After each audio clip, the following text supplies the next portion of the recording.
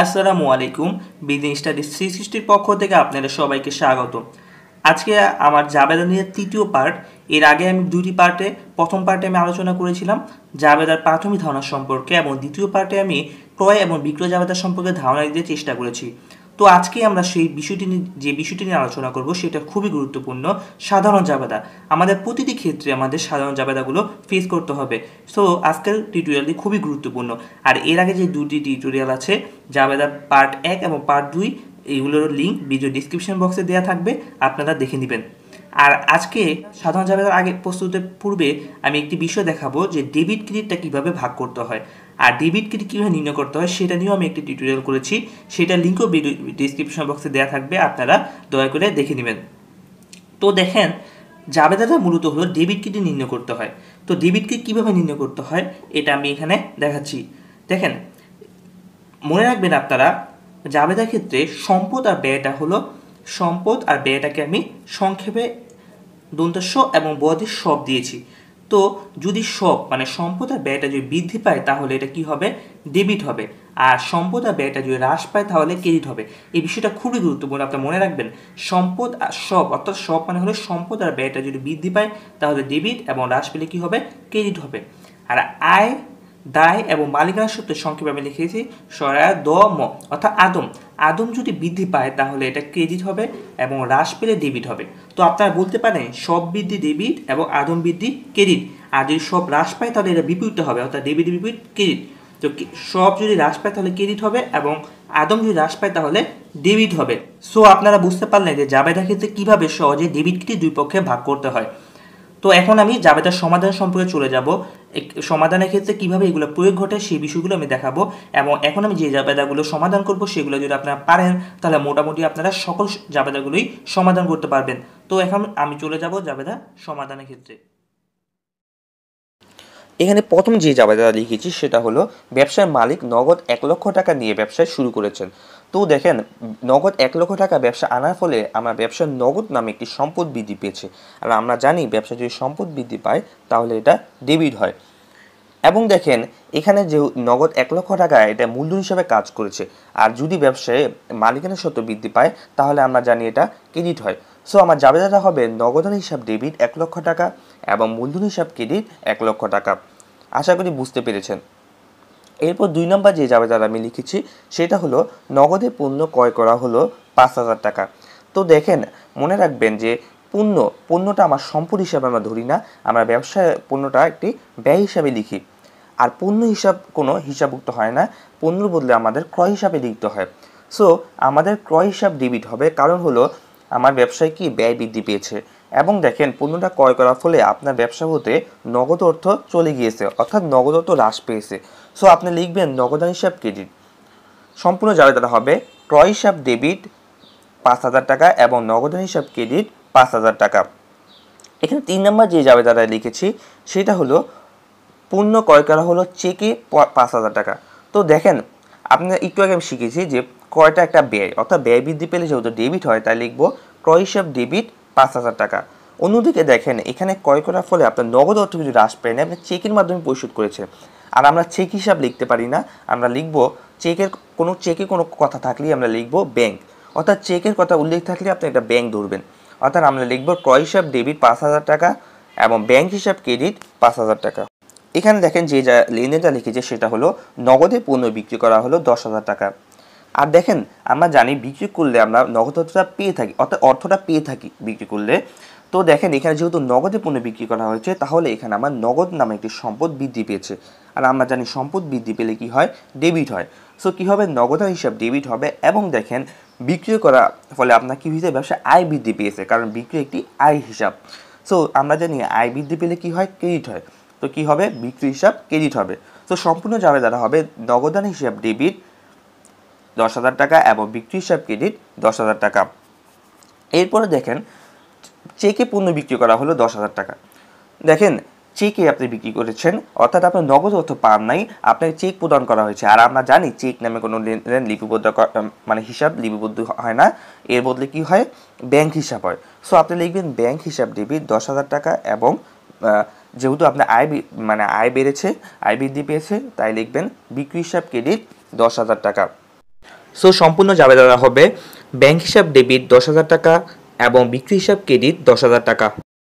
এরপর যে লেনদেনটা হচ্ছে সেটা হলো ধারে পণ্য ক্রয় অবলিক রহিমের নিকট হতে ক্রয় করা হলো। অর্থাৎ এইভাবে বলতে পারে এক্সামের সময় যে ধারে পণ্য ক্রয়, এটার জন্য আপনার যে জাবেদা দিবেন। আবার যদি এরকম থাকে যে রহিমের নিকট হতে পণ্য ক্রয়, অর্থাৎ যে কোনো নাম থাকতে পারে, রহিম করিম যে কোনো একটি নাম থাকতে পারে, যে নিকট হতে পণ্য ক্রয়, নগদ কথাটা উল্লেখ থাকবে না, এভাবে বলবে যে রহিমের নিকট হতে পণ্য ক্রয় কিংবা করিমের নিকট হতে পণ্য ক্রয়। এরকম যদি থাকে তা আপনার দুইটার জন্য একটি জাবেদা দিবেন, সেটা হলো ক্রয় হিসাব ডেবিট। কারণ হলো দেখেন আমরা জানি ক্রয় করলে কি হয়, আমার ব্যয় বৃদ্ধি পায়। সো যেহেতু ব্যয় বৃদ্ধি পায়, ব্যয় বৃদ্ধি পেলে কি হয়, আমাদের ডেবিট হয়, তাই আমি লিখব ক্রয় হিসাব ডেবিট। এবং দেখেন যেহেতু এখানে ধারে পণ্য ক্রয় করা হয়েছে, আর যদি নাম উল্লেখ থাকে, নাম উল্লেখ থাকে আমাদের ধারে ধরে নিতে হবে। আর আমরা জানি ধারে পণ্য ক্রয় করার ফলে কিন্তু আপনার টাকাটা পরিশোধ করেননি, আপনার টাকাটা কিন্তু বকেয়া পড়ে আছে, ঠিক আছে, বাকি পড়ে আছে। তো দেখেন তাই কি লিখবেন, পাওনাদার হিসাব ক্রেডিট লিখবেন, কারণ আপনার দায়বদ্ধ, তাকে টাকাটা পরিশোধ করতে হবে। এখানে রহিমকে আপনার টাকাটা পরিশোধ করতে হবে, তার প্রতি আপনার দায়বদ্ধ। আর আমরা জানি দায় বৃদ্ধি পেলে কি হয়, ক্রেডিট হয়। সো সম্পূর্ণ জাবেদা হবে ক্রয় হিসাব ডেবিট এবং পাওনাদার হিসাব ক্রেডিট। এরপর যে লেনদেনটা লিখেছি সেটা হলো ধারে পণ্য বিক্রয় অবলিক রহিমের নিকট হতে পণ্য বিক্রয়। দেখেন এখানে যে কোনো একজন নাম থাকতে পারে, কিন্তু নগদ কথাটা কিন্তু উল্লেখ থাকবে না। নগদ কথাটা উল্লেখ থাকলে আবার নগদের জাবেদাটা আপনার দিবেন, বাকিদের জাবেদাটা দেওয়া যাবে না, ঠিক আছে। তো দেখেন এখানে ধারে পণ্য বিক্রি করা হলে আপনি কিন্তু টাকাটা পাইতেছেন না, একজনের কাছে টাকা পাইবেন, কিন্তু টাকাটা কিন্তু আপনি এখন পাচ্ছেন না, ঠিক আছে, নগদ কিন্তু পাচ্ছেন না। সো কি হবে দেখেন, সে আপনার দেনাদার হবে, কারণ সে আপনার কাছে দায়বদ্ধ হবে। তাই দেখেন আপনার দেনাদার নামে একটি সম্পদ বৃদ্ধি পেয়েছে। তো আমরা জানি সম্পদ যদি বৃদ্ধি পায় তাহলে কি হয়, ডেবিট হয়, কারণ দেনাদার একটি সম্পদ। আর দেখেন এখানে বিক্রয় করার ফলে আপনার আয় বৃদ্ধি পেয়েছে। সো কি হবে দেখেন, আয় বৃদ্ধি পেলে আমরা জানি ক্রেডিট হয়।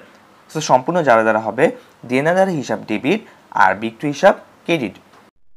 এখানে যে লেনদেনটা আছে সেটা হলো ক্রয় ফেরত অবলিক বই ফেরত। আমাদের প্রথমে যে জিনিসটা মনে রাখতে হবে সেটা হলো ক্রয় ফেরত আর বই ফেরত কথা দুটি এক, অর্থাৎ সমার্থক শব্দ দুটি। আর আরেকটা জিনিস মনে রাখতে হবে সেটা হলো আমরা যখন ক্রয় ফেরত আর বিক্রি ফেরত কখন হয়, যখন আমরা বাকিতে পণ্য ক্রয় বিক্রি করে থাকি, ঠিক আছে, বাকিতে পণ্য ক্রয় বিক্রি করার ক্ষেত্রে এটা হয়ে থাকে।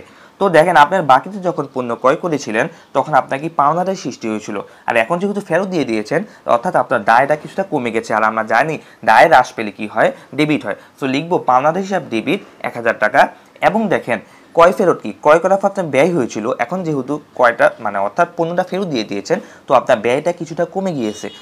সো এই জন্য আমাদের কি হয়েছে, ক্রয় ফেরত হিসাব ক্রেডিট লিখবো, কারণ আমার ব্যয় হ্রাস পেলে আমরা জানি ক্রেডিট হয়। সো সম্পূর্ণ জাবেদাটা হবে পাওনাদার হিসাব ডেবিট 1,000 টাকা এবং ক্রয় ফেরত হিসাব ক্রয় ফেরত হিসাব ক্রেডিট 1,000 টাকা। দেখেন এখানে আছে যে বিক্রয় ফেরত অবলিক আন্তঃফেরত 500 টাকা। তো দেখেন বিক্রয় ফেরত এবং আন্তঃফেরত কথা দুটি কিন্তু সমার্থক শব্দ, অর্থাৎ দুইটার একটি আসলেই আমরা একই ধরনের জাবেদা প্রয়োগ করব। তো দেখেন যখন বিক্রি করেছিলেন তখন আপনার কিন্তু আয় বৃদ্ধি পেয়েছিল। তো এখন যদি আপনি রিটার্ন করে দেন অর্থাৎ ফেরত দিয়ে দেন তাহলে কিন্তু আপনার আয় কিছুটা হ্রাস পাচ্ছে। আর আমরা জানি আয় যদি হ্রাস পায় তাহলে কি হয়, কি ডেবিট হয়। সো আমরা কি লিখবো, বিক্রয় ফেরত হিসাব ডেবিট 500 টাকা। অন্যদিকে দেখেন যখন বিক্রি করেছিলেন বাকিতে তখন আপনার কি হয়েছিল, তখন কিন্তু আপনার দেনাদার নামক সম্পদ বৃদ্ধি পেয়েছিল। তো এখন যদি আপনি ফেরত দিয়ে দিয়েছেন তাহলে কিন্তু সম্পদও কিছুটা আপনার হ্রাস পেয়েছে, অর্থাৎ দেনাদার নামক সম্পদ আপনার কিছুটা হ্রাস পেয়েছে। সো যদি আপনার সম্পদ হ্রাস পায়, আমরা জানি সম্পদ হ্রাস পেলে হয় ক্রেডিট, তো আপনার কি লিখবেন, দেনাদার হিসাব ক্রেডিট 500 টাকা। তো সম্পূর্ণ জাবেদা দাঁড়াচ্ছে বিক্রয় ফেরত হিসাব ডেবিট 500 টাকা এবং দেনাদার হিসাব ক্রেডিট 500 টাকা। এখানে যে লেনদেনটা আছে সেটা হলো আসবাবপত্র ক্রয় 10,000 টাকা। তো দেখেন পণ্য ক্রয় আমরা ব্যয় হিসাবে লিপিবদ্ধ করি, কিন্তু আসবাবপত্র কিন্তু আমার একটা কি স্থায়ী সম্পদ, অর্থাৎ এটা আমার সম্পদ হিসেবে লিখতে হবে, অন্য কিছু আমি লিখতে পারবো না।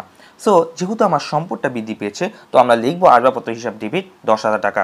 এবং অন্যদিকে দেখেন আসবাবপত্র ক্রয় করার ফলে আপনার নগদ নামে কিন্তু একটি সম্পদ হ্রাস পাচ্ছে। সো যদি সম্পদ হ্রাস পায় তাহলে কি হয়, আমরা জানি ক্রেডিট হয়। সো নগদান হিসাব ক্রেডিট দিব 10,000 টাকা। তো সম্পূর্ণ জাবেদা দাঁড়াচ্ছে আসবাবপত্র হিসাব ডেবিট 10,000 টাকা এবং নগদান হিসাব ক্রেডিট 10,000 টাকা। আসবাবপত্রের মতো অন্যান্য স্থায়ী সম্পদগুলো হলো যন্ত্রপাতি, অফিস সরঞ্জাম ইত্যাদি, অর্থাৎ এগুলো থাকলে আমরা এগুলোর নাম ধরে লিপিবদ্ধ করব। এরপর যে লেনদেনটা আছে সেটা হলো মালিক কর্তৃক নগদ উত্তোলন 5,000 টাকা। দেখেন আমরা জানি উত্তোলন করলে কি হয়, মালিকানা সত্ত্বটা কি হয়, হ্রাস পায়। আর আমরা জানি মালিকানা সত্ত্ব হ্রাস পায় তাহলে এটা ডেবিট হয়, কারণ মালিক সত্ত্ব বৃদ্ধি পেলে ক্রেডিট হয় কিন্তু হ্রাস পেলে কি হয়, ডেবিট হয়। সো আমরা লিখবো উত্তোলন হিসাব ডেবিট 5,000 টাকা।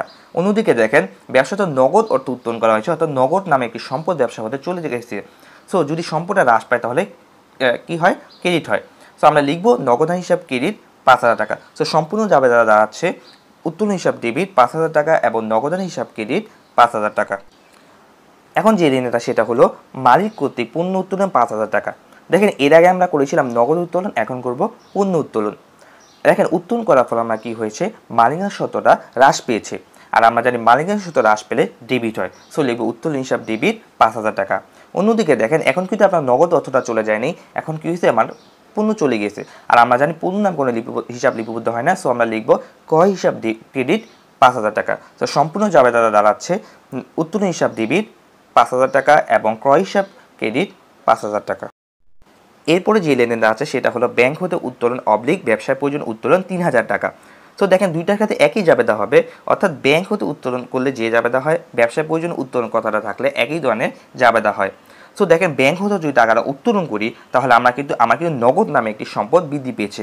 সো আমরা লিখব নগদান হিসাব ডেবিট 3,000 টাকা। অন্যদিকে দেখেন ব্যাংক হতে উত্তোলন করার ফলে ব্যাংকের অর্থটা কিন্তু হ্রাস পাচ্ছে, ব্যাংকের অর্থটা কিন্তু আপনার একটা সম্পদ।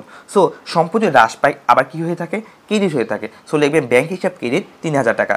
তো সম্পূর্ণ জাবেদা হচ্ছে নগদান হিসাব ডেবিট 3,000 টাকা এবং ব্যাংক হিসাব ক্রেডিট 3,000 টাকা। এরপর যে লেনদেনটা আছে সেটা হলো বেতন প্রদান 10,000 টাকা। তো দেখেন বেতন যদি আপনি কর্মচারীকে প্রদান করে থাকেন এটা আপনার একটা ব্যয় হিসাবে কাজ করে, আর আমরা জানি ব্যয় বৃদ্ধি পেলে কি হয়, ডেবিট হয়। সো লিখবো বেতন হিসাব ডেবিট 10,000 টাকা। অন্যদিকে বেতনটা যদি আপনি নগদে প্রদান করে থাকেন তাহলে আপনার ব্যবসার নগদ নামে একটি সম্পদ হ্রাস পেয়েছে। সো যদি সম্পদ হ্রাস পায় আমরা জানি ক্রেডিট হয়। সো কি হবে, নগদান হিসাব ক্রেডিট 10,000 টাকা। সম্পূর্ণ জাবেদাটা হবে বেতন হিসাব ডেবিট 10,000 টাকা এবং নগদান হিসাব ক্রেডিট 10,000 টাকা। এখানে দেখেন বেতনের পরিবর্তে কিন্তু অন্যান্য মুনাফা জাতীয় ব্যয়গুলো থাকতে পারে, আর তখন জাবেদাটা কি হবে, ধরেন এরকম আছে ভাড়া, পরিবহন, মনিহারি, বাট্টা, তখন আপনি কি করবেন, এগুলো ডেবিট করবেন এবং নগদ হিসাব যদি ক্রেডিট করে দেন তাহলে জাবেদাটা কিন্তু সহজেই হয়ে যাচ্ছে। এরপরে যে লেনদেনটা আছে সেটা হলো কমিশন প্রাপ্তি 5,000 টাকা। দেখেন কমিশন পাওয়ার ফলে আপনার কি হয়েছে, নগদ অর্থটা বৃদ্ধি পেয়েছে, আর যদি আমরা জানি সম্পদ বৃদ্ধি পায় তাহলে কি হয়, ডেবিট হয়। সো আমরা লিখবো নগদান হিসাব ডেবিট 5,000 টাকা। অন্যদিকে দেখেন কমিশন পাওয়ার ফলে আপনার কি হয়েছে, আয় বৃদ্ধি পেয়েছে, অর্থাৎ কমিশন প্রাপ্ত কমিশনটা কি, আয়। সো আমরা জানি আয় বৃদ্ধি পেলে কি হয়, ক্রেডিট হয়। সো আমরা লিখবো প্রাপ্ত কমিশন হিসাব ক্রেডিট 5,000 টাকা। সম্পূর্ণ জাবেদা দাঁড়াচ্ছে নগদান হিসাব ডেবিট 5,000 টাকা এবং প্রাপ্ত কমিশন হিসাব ক্রেডিট 5,000 টাকা। তো দেখেন কমিশন, এখানে কমিশন প্রাপ্ত কমিশন বাদে অন্যান্য মুনাফা যাতে আয়গুলো থাকতে পারতো, যেমন ভাড়া, প্রাপ্ত বাট্টা, শিকামি, স্যালামি, এগুলো থাকবে, কি করবেন, এগুলো কি করবেন, আপনি ক্রেডিট করে দিবেন এবং নগদান হিসাবটা ডেবিট করে দিবেন, তাহলে কিন্তু হয়ে যাবে। তো এখানে আমি চেষ্টা করেছি বেসিক জাবেদা বিষয়গুলো নিয়ে আলোচনা করতে, এবং পরবর্তীতে আমি জাবেদা নিয়ে আরেকটা ভিডিও বানানোর চেষ্টা করব। তো যদি আপনাদের কোনো প্রশ্ন থাকে তাহলে কমেন্ট বক্সে জানিয়ে দেবেন এবং সাবস্ক্রাইব করে আমার চ্যানেল পাশেই থাকবেন। ধন্যবাদ সকলকে।